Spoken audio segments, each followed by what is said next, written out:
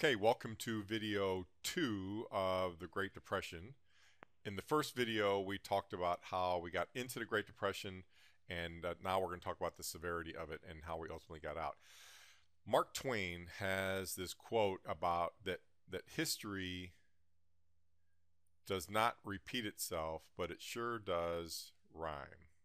And you're going to see some rhyming that's going to come through in this video. We have these 5 themes that run through this 9 video series. Debt overhang, the enormous amount of debt we have in our country. We have this inflation that's preventing us from growing out of this economic malaise that we're in. Negative interest rates is the newest tool that started in Europe, went to Japan, and now speculation is it going to come to the United States.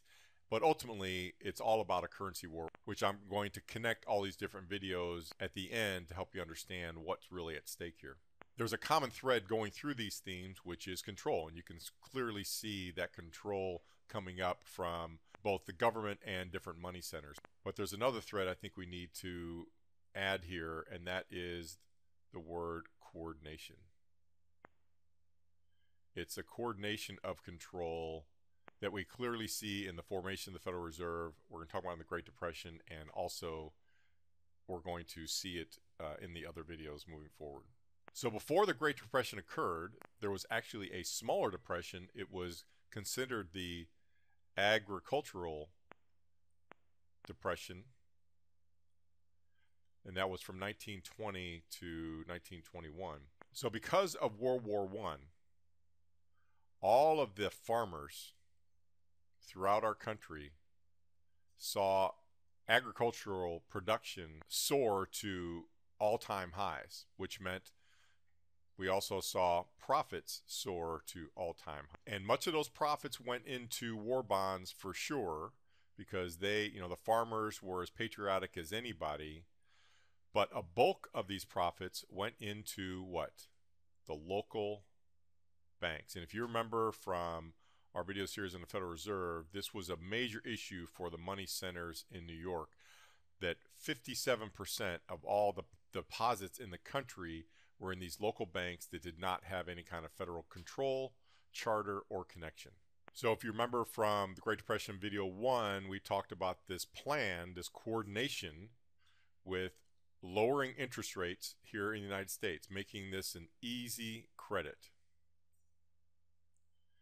So what happened, there was this massive extension of credit to the farmers, and they took on incredible debt, mortgaged their farms in order to expand, because who wouldn't when you have such an easy way to borrow money?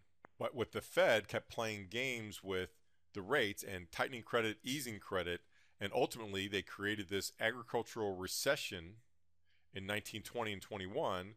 So this recession hurt the farmers. So if you can imagine, when the farmers are hurt, their income goes down. They can't pay the mortgage. The properties and the farms eventually go into non-performing and foreclosure. Who's holding the mortgages? All the local banks. So if you have a bank that's holding an overabundance of non-performing loans, guess what?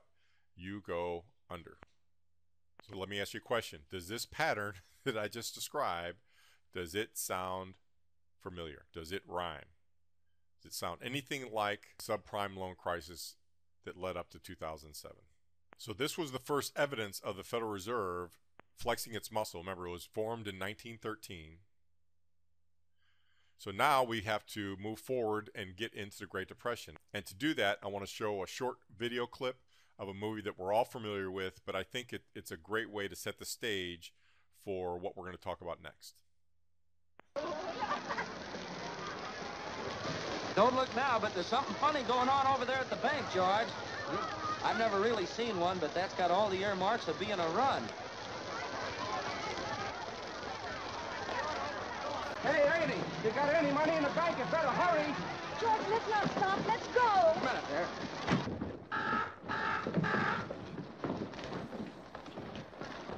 What is this, Uncle Billy? A holiday? George. Come on in, everybody. That's right. Let's come on in. Come on, Jimmy. you call him? I just did, but they said you left. This is a pickle, George. This is a pickle. All right, now what happened? How did it start? Well, how does a thing like this ever start? All I know is the bank called our loan. When? About an hour ago, I handed over all our cash. All of it? Every cent of it, and still was less than we owed them. Holy mackerel. And then I got scared, George, and closed the doors. I The whole town's gone crazy. Yeah, hello? George, it's Potter. Hello? George, there is a rumor around town that you've closed your doors. Is that true? Oh, well, I'm very glad to hear that. George, are you all right? Do you need any police? Police? What for? Well, mobs get pretty ugly sometimes, you know. George, I am going all out to help in this crisis. I have just guaranteed the bank sufficient funds to meet their needs. They will close up for a week and then reopen. Just took over the bank. I may lose a fortune, but I am willing to guarantee your people, too. Just tell them to bring their shares over here, and I will pay 50 cents on the dollar. Boy, you never miss a trick, do you, Potter? Well, you're gonna miss this one. If you close your doors before 6 p.m., you will never reopen. I love that quote from Uncle Billy. How does a thing like this ever start? So there are a couple dynamics I want to pull out of this video that I think are going to be instructive. First is what caused the run. Well, this is where that speculation that we talked about in the last video comes into play. And the speculation is because of the easy credit, people were able to buy stocks on margin, which means they were able to take their stock, their individual stock certificate, and they were able to use it as collateral to do what? Buy more stock. Now, stock prices, just so you understand, from August 1921 to September 1929 went up 597%. The Dow Jones Industrial Average went up 597%. It was individual citizens that were doing this, but also the banks themselves were buying stocks,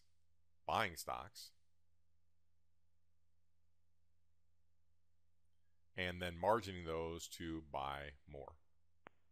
So both individuals and the banks. Now, the New York banks were the main lender to the New York Stock Exchange, what are called security dealers.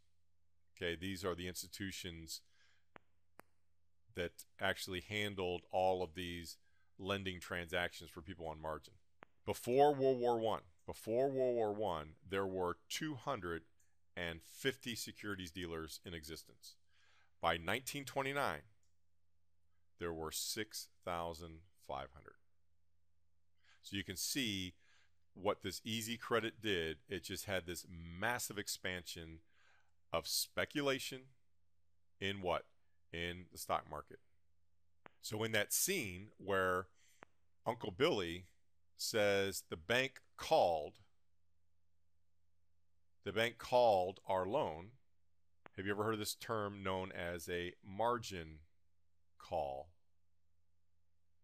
So if you own a stock and the stock goes down in price to where its value decreased, and as collateral it no longer has the value, guess what?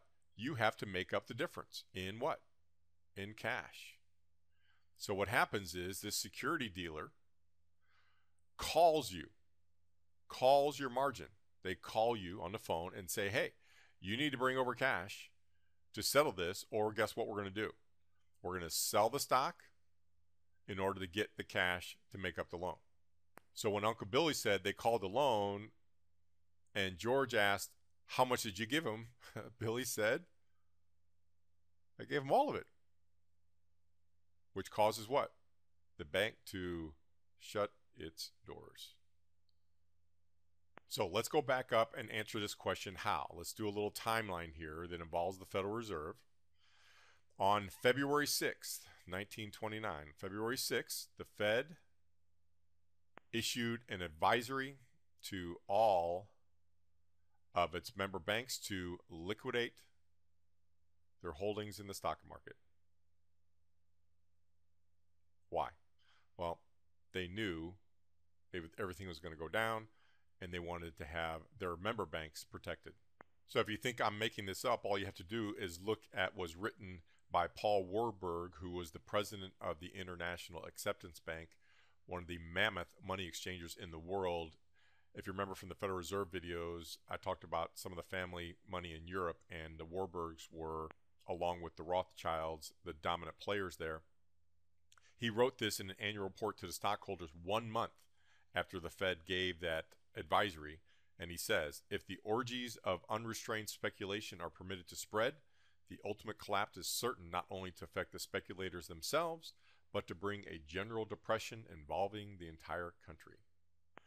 So the mechanism was in play, and then on April 19th, the Fed held an emergency meeting in Washington.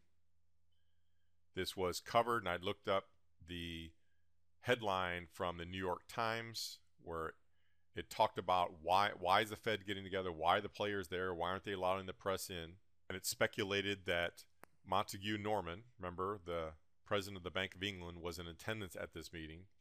And then next you had, on August 9th, lo and behold, the Fed and the Bank of England do what? They raise rates. They raise interest rates. The Fed raised it to 6%. And within a matter of a couple months, these margin rates, which were in the single digits, had jumped to 15%. And then by September, they jumped to 20%, meaning that's the rate, that's the interest rate you were paying on this loan that allowed you to buy more stock. This created incredible stress on the system, and eventually on Tuesday,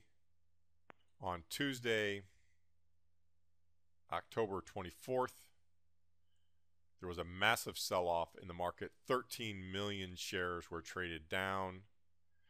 Everybody thought it was a shock and they reached bottom. And then the next Tuesday on the 29th, 16 million shares were dumped, and that's what cratered the entire system. Now, what's interesting, and it's only logical, the individual companies were still fine. They were healthy. It's just that their stock prices were down, and many people would argue that this was a healthy reset in order to get everything back to normal, which the same argument was proffered after the 2008 meltdown. This is healthy. Let the companies that aren't doing well go under, and everybody that is healthy and have healthy balance sheets, they can move forward and get things cranking again. But that's not what happened post-1929. Herbert Hoover, who was the president at the time, saw this as a golden opportunity to do what? Take more control. And that's when we started seeing all the government programs. This is when all the wage programs came in, the propping up of failing companies, stimulation of construction. This is when all the guaranteed home loans came about. There were bank rescues and farmer subsidies. Does this rhyme? You bet it does. And that was Hoover. Then FDR came and ran on a platform of what? The New Deal. And the New Deal came all the bank reforms and massive growth of what? Of the government. Did you hear any bank reform language coming out of 2008? How about the old too big to fail? Well, that's just another way for the money setter banks to reach out and grab banks and other mechanisms of what? Control to further advance their agenda. So we see clear evidence of coordination, right? The problem with all of this government growth that was supposed to help get us out of what? Get us out of the Depression or get us out of the recession using the modern language of 2008. But we saw this in the last video. Isn't this what England repeated after World War I? They built this massive welfare state and they became a debtor nation. Well, isn't that what happened with us in 2008?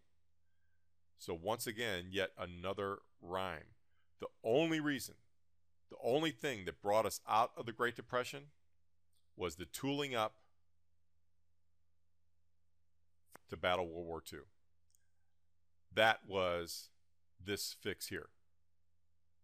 Because from 1929 to 1939, we basically moved sideways. So let me end this video here. The next video is going to be about the Bretton Woods Conference, which came out of World War II, and you're going to see more control, more coordination going on. But we'll end this video for now, okay? Thanks for watching.